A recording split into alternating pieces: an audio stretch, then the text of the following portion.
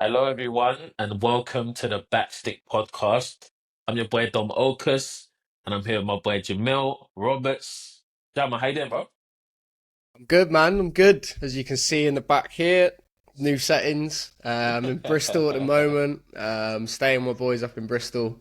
It's nice to be back in the city and yeah. I mean, I'm looking out the window right now. It's grey skies, but you know what's new. Uh, but how about yourself, mate? You good? Yeah, good, bro. Good, good. It's also great here in Austin. Went for a walk this morning. Feeling good. Little slow Sunday. But I'm excited, man, because it's just us two today, and we get to switch up the pace a little bit. But before we get into the episode, though, there's a bunch of people who are saying they're really liking the content. They're really enjoying the YouTube videos. They're really enjoying the reels and the TikToks. But they haven't subscribed. And I don't understand why. They're looking at me in my face right now. I'm talking to you. Why haven't you subscribed? Make sure you like, comment, all the podcast distributors, that's for Apple Podcast, Spotify. Just please subscribe. It means a lot to us. But today, we're here to talk about the home nation. We're here to talk about England. And we want to talk about the future of England because what? We're about 14, 15, 16 months away from the World Cup.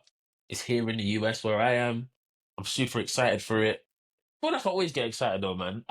It's almost like I forget about England and I'm like, "Oh, I don't really care." And then as we itch closer to the tournaments, Mate, I start getting excited, I start buying shirts. it's a drug and it reels you back in. England football is a drug and it's an It's so unhealthy bad. drug, let's be honest, for our lifetime. It's so bad, man, because I love it. Like, I hate it, then I love it, right? hmm We do this thing where like, especially in the UK, right? Because it's in the summer, it's warm, we all go to beer gardens, limbs, it's joy, last minute winners, we're all excited, and they always let us down. But I'm hoping this time around it's different. The squad that we have is embarrassingly good. Yeah. There is no way we can't win something in the next 1 to 5 years. Surely, right? Yeah, but how many like the thing that it always comes down to is how many times have people in their mid to late 20s like you and I, Yeah. not just this generation, but the generation before and the generation before that. How many times have they been saying this since 1966, mate? Yeah. I'm not just talking about, the 2016 with the Rooneys, the Scholes, the Yeah. the Gerrard Lampard, super team that we had then and we couldn't even win it. I'm talking like in the 90s with Gaza and Shearer and the 80s before that with Terry. You know what I mean? It's like Yeah. England seemed that we just can't get it right. And obviously we're going into a bit of a new era now with Thomas Tuchel. So, what's your thoughts? Do you know what it is? I always said, and this is an unpopular opinion, but for England to be successful, we had to get away from forcing ourselves to have an English manager. It's very patriotic and I get it, but unfortunately, England doesn't produce enough homegrown talented coaches, right? Agreed. Like Eddie Howe is probably the best British coach or English coach, I should say, specifically right now, and he's not that great. Like if you ask me, he's not going to be the person that takes Newcastle to super success. Yes, they've just won the Carabao Cup, which is great, but he's not going to win the Premier League and he's not going to win the Champions League. And if Newcastle really want to kick on, they're going to go and get a foreign manager. Yeah. I think the England team is the same. It's unfortunate. I wish that we could produce the talent at home, but we can't. And so I think it's brave that we've gone out and got foreign coach who I think is going to do the job. What do you think? Yeah, I agree with you. Before I go into it, I just want to extend off what you said about Eddie Howe there because I loved it. Obviously, they've just Yeah, won the FA Cup, well, the League Cup. Sorry, yeah. I know our boy Jordan Skelton's absolutely over the moon with that one. I'm sure he shut down For Knoxville on sure. his own that night. But it was one thing he said after the final, and he said they said, well, Mikel Arteta is apparently a world class manager, and he's got the same amount of league cups as me, so I guess I'm world class now, right?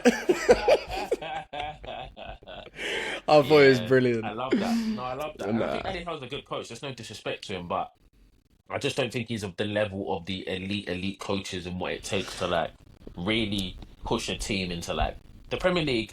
undoubtedly the best league in the world. The Champions Hmm. League, undoubtedly the best competition in Europe, and I just don't think he has the pedigree to go there. Yeah, I think. I mean, you're right. In if you look at the top teams in the world, that there aren't English coaches, fronting those operations, right? So, like, you're right in that sense. I think what we're experiencing now as a nation, when it comes to coaches, when it comes to managers and everything, is the education's changing, isn't it? Right? Like you could, Mm. I think just like there was a big push in like the 2010s to change up the the education of the players. There seems to be a big shift now. England's coming away from what we typically have been known for in the past, right? And we're adopting this more continental, sexy style of football, which inevitably is coming in from the younger coaches, right? And obviously now we've got a foreign coach, and let's see, because I've always been a massive fan of all of Tuchel's teams in the past. Obviously when he had the Chelsea team, we saw it firsthand in the Premier League, and he went and won it. Um, they won the Champions League as well. He's best of the best. I'll be honest, I had my patriotic hat on when we were doing the hiring process, and I did think that it should have been an English manager. And it was one of those things that I didn't believe in it until I saw it, and then I saw it and it felt right. Mm. Yeah, I think he was probably one of the best coaches available. Yep. And I think I agree with you, right? It would be nice if we had a English manager who could come out and take us where we need to go. But I think Eddie Howe's still on his journey. And I think Yeah. maybe in 10 years, Eddie Howe could be at the chops to be that guy that could win something for us, but he just doesn't right now. So I think Tuchel's a good appointment. I think it's brave. And I think you can see there's just like a certain confidence around him Mm-hmm. that I haven't seen from an England manager in a very long time. The way he Yep. speaks, he doesn't care. He's bantering the media. He's bantering the players. Like he's like, this is my job. These are my ideas. I'm gonna make some brave decisions when it comes to the squad as well, which I Mm-hmm. liked. He made some very brave calls, and so I'm like, I can get behind this. I can get Yeah. behind this. Yeah, mate. And to be fair, it's a good little segue for us because obviously the first squad's been chosen. Um, there was a few names in there that caused a bit of a stir. So the first one, Jordan Henderson getting recalled.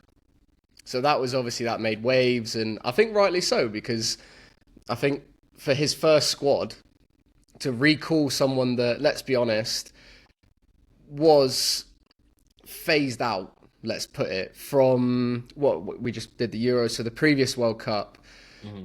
He'd been phased out. Other midfielders like your Bellinghams and Declan Rice sort of took over the 2-8 positions in that team, and Henderson just didn't really find himself. Obviously he went to Saudi, and that kind of it seemed like his England career was done. But I see what Tuchel's like when he was asked about it. He said someone of that experience to be in, especially early doors in his reign. I get it. In a weird way, Jordan Henderson's not going to win us the World Cup, but in a squad that is full of so many young lads that have maybe played one, two, three international games, to have someone that's been there and done it and worn the shirt so many times, that's comfortable around the environment, obviously a well liked character, I think is a really really smart decision. Yeah, I agree, and I actually think Jordan Henderson won't actually end up being in the World Cup squad next year anyway. Nah. But I think he wants to use him as like a culture carrier, if you will, Mm-hmm. to like exactly what you're saying, right? He's got some of the young boys and inexperienced boys like a Cole Palmer, like a Curtis Jones, like a Morgan Rogers, and Henderson being the kind of leadership architect that he is will give them a wealth of knowledge, right? Yeah, And yeah, so it's like he's using those players to kind of act as that. And get him over the line in the next kind of 6 to 12 months while he's still figuring out exactly who he wants to have in the team. Like, I yeah, think Henderson will probably be replaced by someone like Adam Wharton in 12 months' time. But I think Adam Wharton's injured right now. And yeah. so He's he's just probably coming using, back. yeah, so he's using like a Hendo to, this is my first squad. I want to get this court, I want to get the team together. I like the way you lead. And so he's bringing him into the squad. So yeah, it's interesting. It's definitely interesting. Yeah, and then another one that has received a lot of criticism at the early part of the season with City. He's obviously now moved over to Italy. Is Kyle Walker. You know, Mm, and this is where I was going with before. Like, I can see what he's doing. I can see why he's bringing those lads back in because they were so key to. Let's be honest. You know, you can say whatever you want about Southgate's reign and how we maybe should have won a trophy under him, but they were so integral to changing the culture of England from a team that last 16 came around and, we thought we'd be lucky to make the quarterfinal to, semi-final, final, yeah, he was an integral part of that group that changed the view of England. And obviously the talent in the squad does that and it speaks for itself. But there has to be a cultural piece in that was instilled that, we're not going to be England teams of the 2000s, the 2010s. They shifted it and, they're the ones that got us to this point where now we're having the conversation of we should be winning. yeah. No, I agree. I agree. I think this is interesting, right? Because I feel like there's a bunch of players missing. I'm just looking at the squad now to my left, and there's a bunch of players missing, right? So if we look at the defenders, we've got Dan Burn, Holwell, Gehi, James, Esri Konza, Lewis Skelly, Livramento, Kwanzaa, Walker. So like key names I can think off the top of my head that are missing. John Stones. I think either of Luke Shaw or Ben Chilwell. So it'll be interesting to see with a fully fit England team which one of these folks would drop out. Because like Dan Burn being in the squad for the first time, I think is deserved. But when everyone's available, is he going to get picked? Probably not. Yeah, it's a good point. I will just extend off that with Dan Burn, obviously winning. What a week he had. Oh mate, I'm real. And I'm real. this won't be common knowledge to a lot of the listeners, but Dan Burn actually scored the goal, arguably the biggest goal in my club, Yeovil Town's history. Oh wow. He scored at Wembley back in, I think it was 2012 or 2013, one of the two. He scored the second one at Wembley when he was on loan to us to take us up to the Championship. So it's not the Wow. first time that Dan Burn has scored a winner at Wembley, everyone. He is That's that's a Yeovil legend right there, and that's and and, class. and I was buzzing. I was buzzing when I saw him in the squad. And that's a player that's just maximised what he's got, right? Yeah. There's like you say, there's probably on paper arguably talented centre halves, but he's worked his ass off and he's got where he is. And anyone who gets called up for England is a good player. So 100%. 100%. like, they're the No, best of the 100%. best. 100%. 100%. So what do we think of the performance the other night against Albania? Um, okay performance, nothing to overly criticize about, nothing to overly rant and rave about, but just generally, what did you think? I mean, it's a job that needed to get done, right? You've got like he's not got much time to work with the squad. That's one challenge that Tuchel's gonna have to face. Is obviously he's used to having lads on the training ground every single day, so he's gonna have to utilise the short amount of time that he's got to work with these lads. But at the end of the day, you can only beat what's put in front of you. And it was a 2-0 win. Kane getting back on the score sheet in an England shirt. A lot of chances created, especially in the first half as well. Jude getting in and around it as well. And then, the first one, Lewis Skelly getting the first goal on his debut as well. He's obviously had a big breakout year for Arsenal, and the call up was very, very much deserved. And I'm saying it as I'm laughing because there was all the controversy about when he did the Haaland celebration and then the stay humble stuff, blah blah blah, this and that. But at the end of the day, whether you like it or not, you've got to have some balls to go as a young lad to play for Arsenal first and foremost, scoring. He's getting his name out there, and he's in the England squad now, and he's backing it up. He scored in his debut for England. He's scoring goals for Arsenal. He's playing week in, week out in, the team that is pushing Liverpool for the title. So I think it was a well-rounded performance. Definitely a lot to build on, but I like where Tuchel's head is at. I think there was less of like a pragmatic approach that was taken under Southgate's reign. And I think if we can just continue to build off of that, and I love some of the quotes of, he wants lads to be braver out wide and taking people on and doing this. I feel like he's given lads license to play with a lot more freedom, which, the England shirt, it weighs heavy on the chest and everything, but I think he's just trying to take the pressure off them and say, like, you are world class footballers, go and do your thing. Yeah, I agree. I think it's interesting, right? Because I almost feel like for some of our players, we're in a little bit of a transition period. Mm. In that, like, Carl Walker, is he going to be the starting right back come next summer? Probably not. Harry Kane, is he going to be the starting striker come next summer?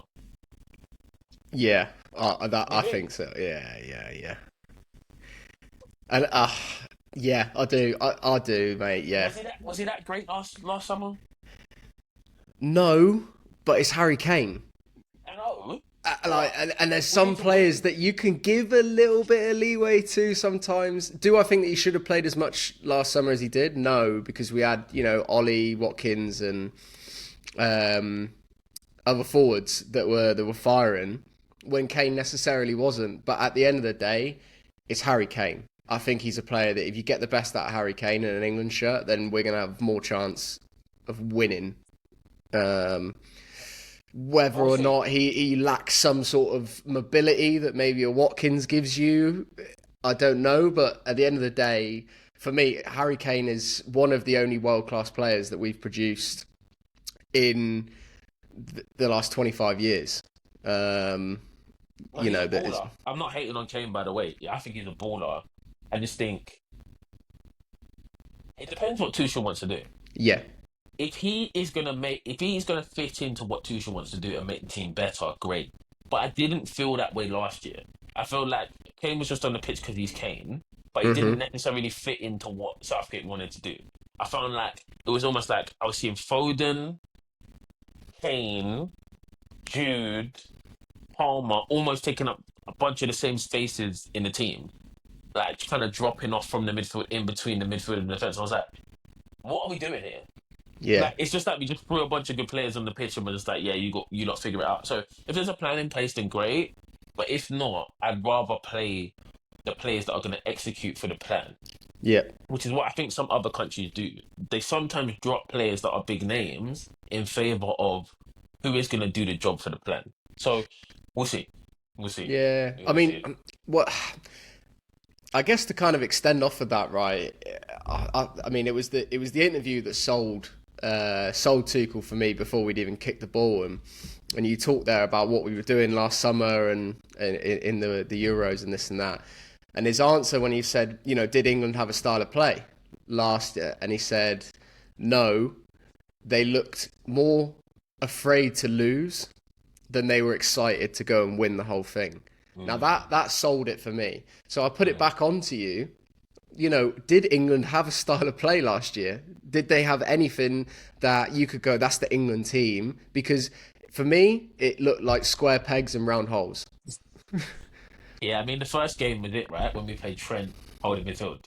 That was the most forced thing I've ever seen in my life. What are you doing? Yeah. Like Trent's a baller, by the way. Never gonna hate on him. But if he doesn't fit into what you're trying to do, don't try and force him. But to answer your question, have England ever had a style of play? No. And that's why I'm excited because that's the first thing he said. Yeah. It's like, what, and yes, he has that club manager mentality where you have time on a training ground to really implement. He talks about patterns of play a lot and things like that, and time will tell if he's got enough time to really implement those patterns of play and the culture in terms of on the pitch culture to this England team, because at the end of the day, if you can get the culture right and you can get an England style of play, then and the FA likes it, then if anything, that just rolls on to the next manager to kind of take that and just make their own little tweaks on it. Yeah. You're not, and not every single manager is coming in and trying to rip up the rule book, Yeah. as you know what I mean. So it's difficult, but I think if we can lay the foundations now, then there'll be a base layer then for the next England manager and the next one and the next one to, like I said, just build off, tweak, but keep that England way as the foundation. Yeah, I agree. I agree. Right, so I've got a question for you then. If you got to pick the starting 11 for England, everyone's available, right? So forget injuries. You got to pick the starting 11 for the first game next summer. Who are you picking? Tough Okay. question, I know. Very tough. I will start from the obviously in goal. Yeah. Right now, I think Nick Pope is England's best goalkeeper. Okay. But there's a lad, James Trafford, Hmm. that I believe could be England's number one. Okay. I really like him. I think he deserves a move Really to a does. top club, and that's who I'd like to see. But Nick Pope right now, I think Pickford's had his time and whatever. But I think if you're picking who's the best right now, I'd say Nick Pope. Yes. I don't think Kyle Walker goes. So immediately the one that springs to mind is Rico Lewis, Okay. who I'm a big fan of as well. Fully fit, Stones has to play. Yeah. I think Maguire still is in with a massive shout. Okay. But then we'll see how people like Levi Colwill keeps developing over the next 12 months. Obviously, he's getting a lot of playing time for Chelsea. I'm a big fan of his. He's left-footed as well, which, makes a massive difference in the balance. Yeah. I mean, Luke Shaw, if he can ever string 5 games together, Luke Shaw will always be the first choice at left back, but you got Lewis Skelly there.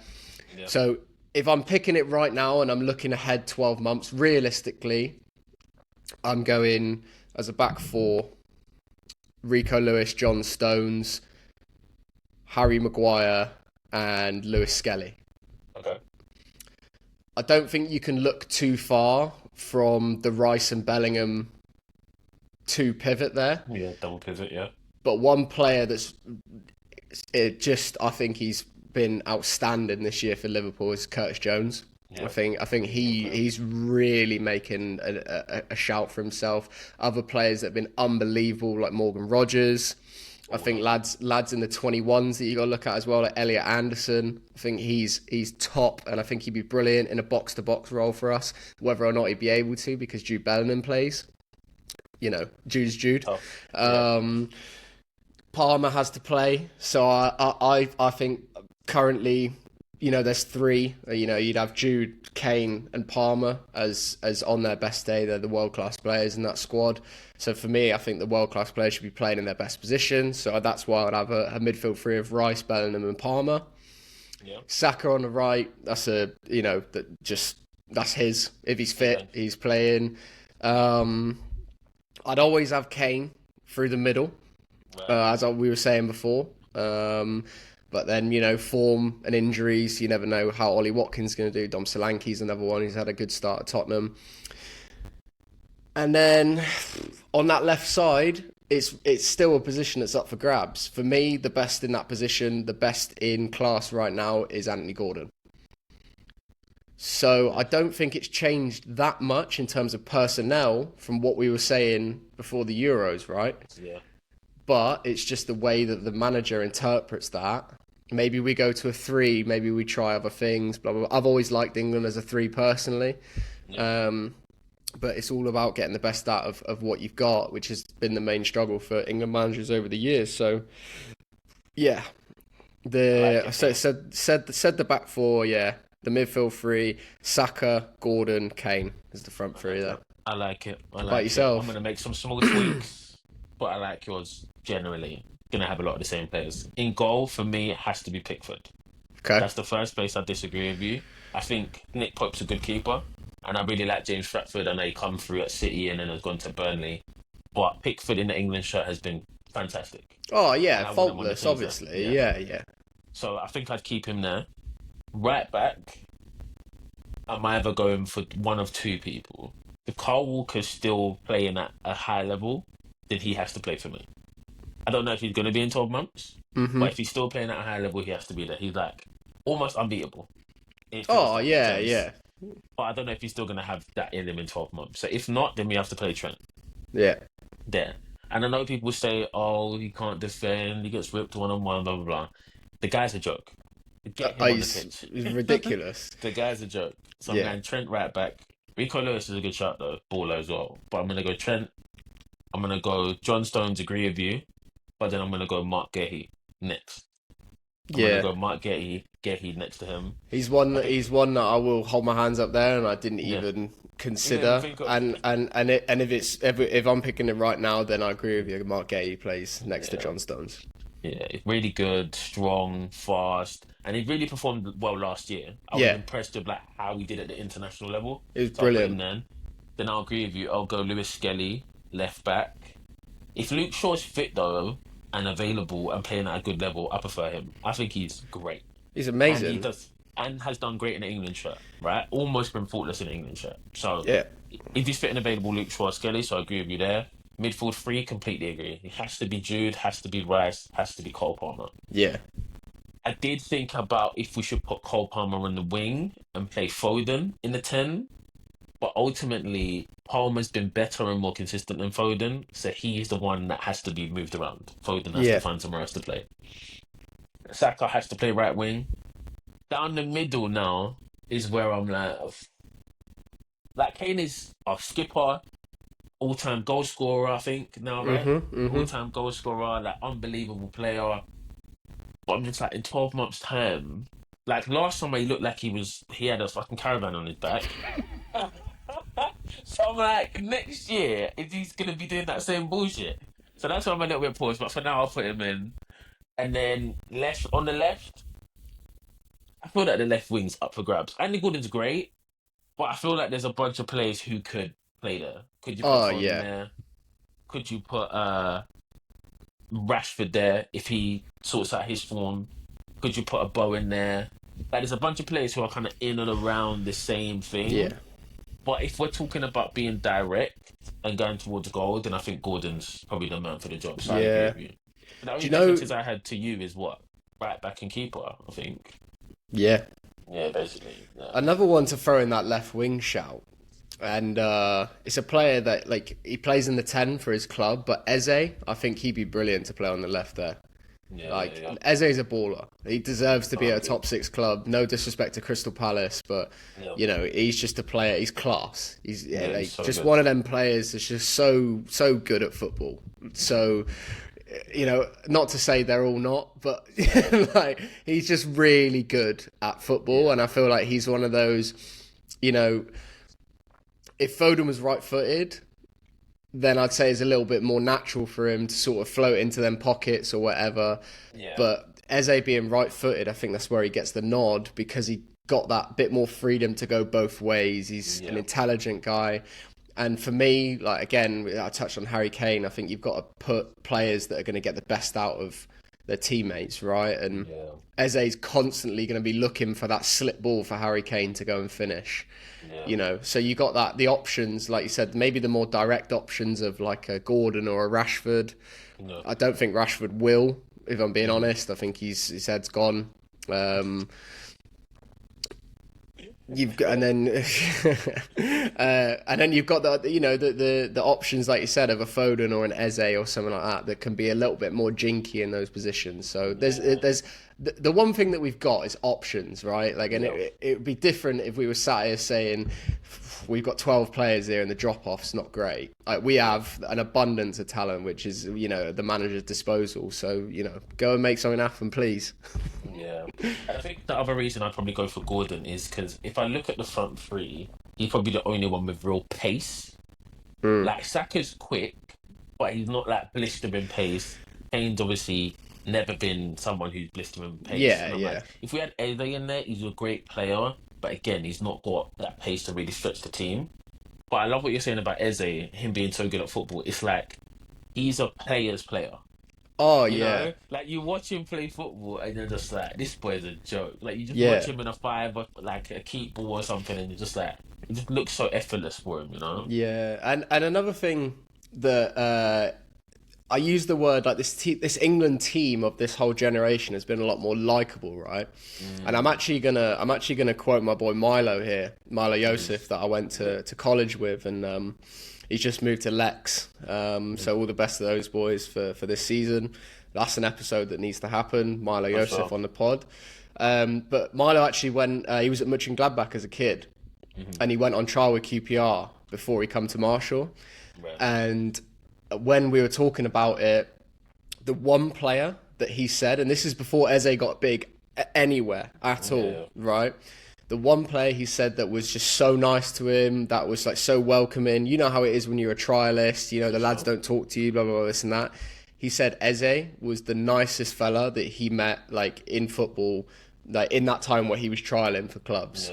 He said, like, he was so nice, welcoming, made him feel, like, at ease and everything. So, you know, for me, like, that's like a little extension off, like, you know, I've been told firsthand that he's a great geezer. So, you know. And you can just see it in him, right? Like he's still super competitive and whatever, but he's enjoying his football. He's got such a confidence that I feel like some of that, you know, being cold to trialists and stuff comes with from a little bit of a place of insecurity.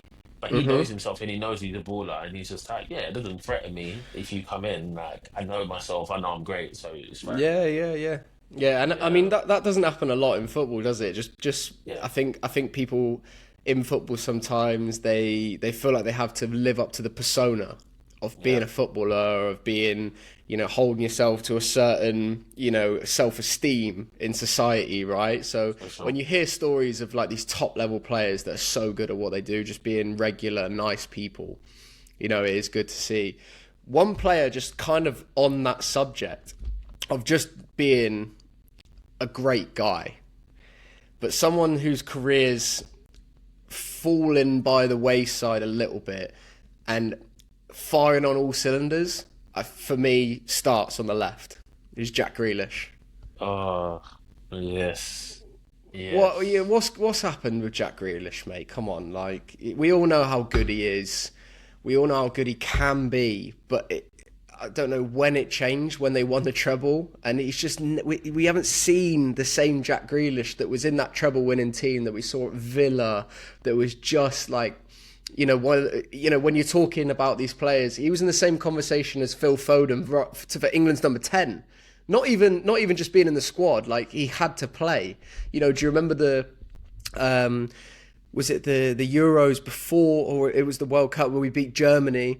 And the fans basically bullied Southgate into playing him because he was so good. Like, and now he's not even in the conversation where we've just talked about options on the left or even being like in the lineup, nowhere near the squad. Like, how's that happened to players, man? Like, for me, I think his move to City was great for his trophy cabinet, but not good for him as a player. Because we don't get to see the best version of Jack Grealish in that system. He's not given the ability to just pick up the ball in the halfway line, jump past 5 players and score, which is what he wants to do.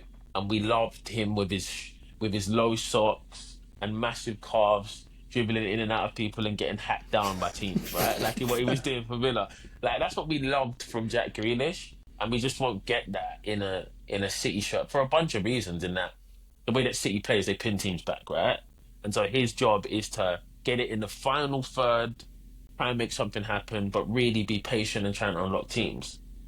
That is not what we love seeing from Jack Grealish. And so I think that's ultimately been his regression. Even when they won the treble, when they won the treble, we weren't seeing that version of Jack Grealish. I think that version of Jack Grealish is probably gone now until he moves to a different team. So it's sad because we don't get to see the best of him, but obviously it's great because he's had a bunch of success.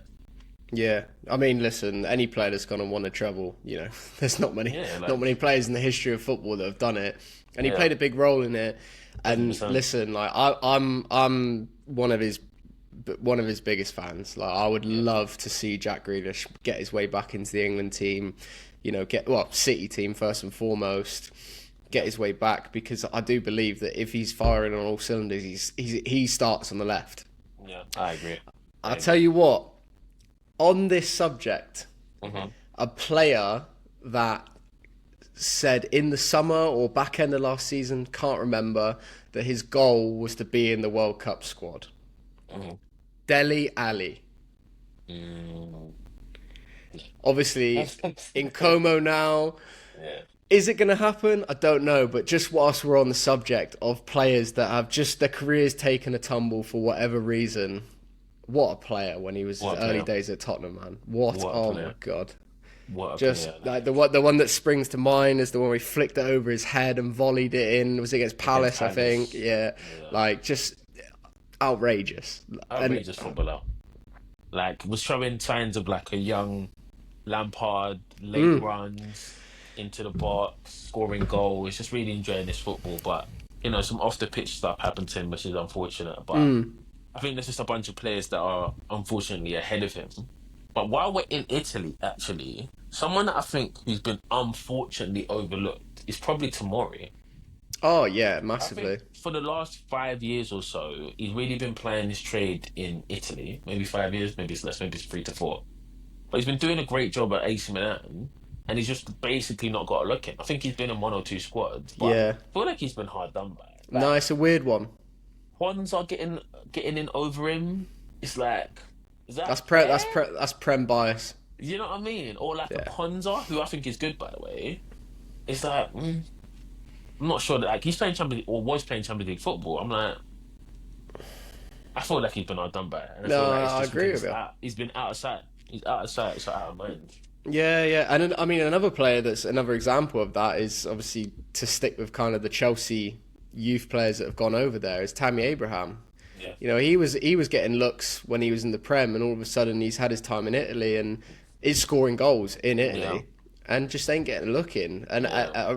is it this Prem bias that the managers come in and they're really just looking in England for these Yeah. players? And I get it, right? Because the Prem is probably the highest level of the domestic leagues, right? So there should be a little bit of a premium.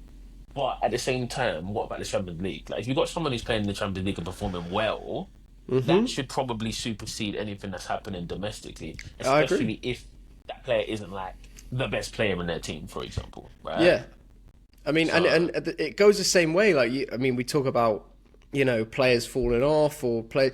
Even when say a Sancho was at his top level, he still wasn't starting yeah, games man, for look at, England. yeah, it won't And get then he chance went for to England. United and he started starting for England. Yeah, it's mad. And Dortmund's not a little club. Yeah, by Like, any means, literally by any means. yeah, So before we wrap up, I got a question.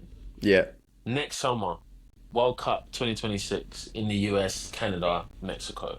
yeah. What is your prediction of what will happen with the England team? Will we go the whole way? Will we get to the final? Will we disappoint in the group? What are your thoughts for next summer? See, this is where the drug comes in, is what I was talking about at the beginning. Because my immediate answer is we're going to win the whole fucking thing. But I love the optimism. I love the optimism. but at the end of the day, it's England. They've disappointed us since birth. They get our hopes so high, and we're the mugs that every single tournament we say that we're not a contender, we say whatever, blah blah blah, and then it comes around and we're like melted butter in their hands, and we love them so much, and I always believe that they're going to win.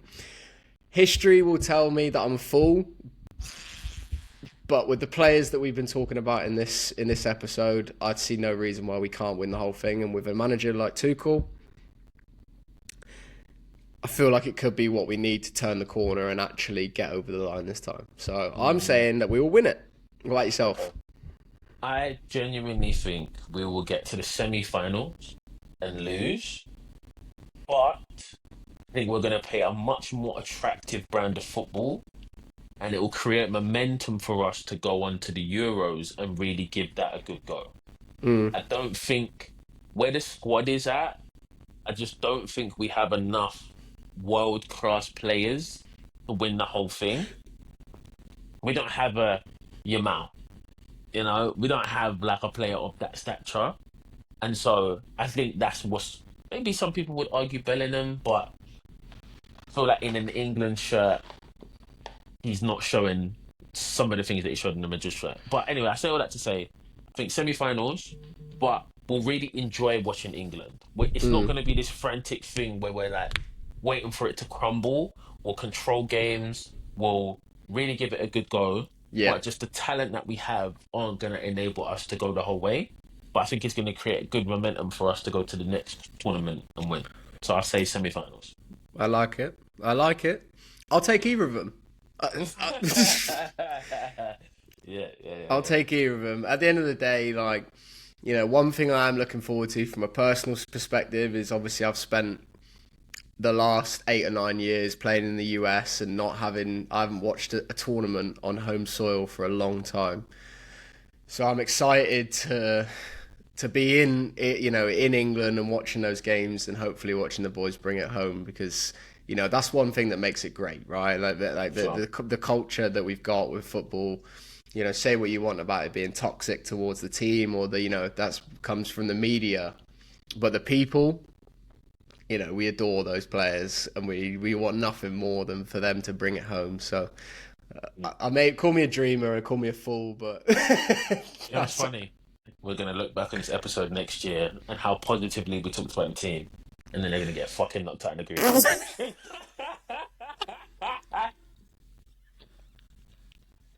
And we're gonna be fuming. Oh, who are those And we're mugs on gonna the be, back I stick? know. I hope not, though. I hope not. Nah, I think we've got a good chance. Let's see what happens. Obviously, this Yeah, World Cup is going to be the biggest World Cup ever. We've got the new format. I think what's it, 48 teams now? it's been extended. Yeah, Yeah, I think it's 40. It said 36 or 48 teams now, so it's a big one. Let's see what happens. I'm going to try and go. If I'm still based in the US, I'm going to try and go to a few games, so that'll be great.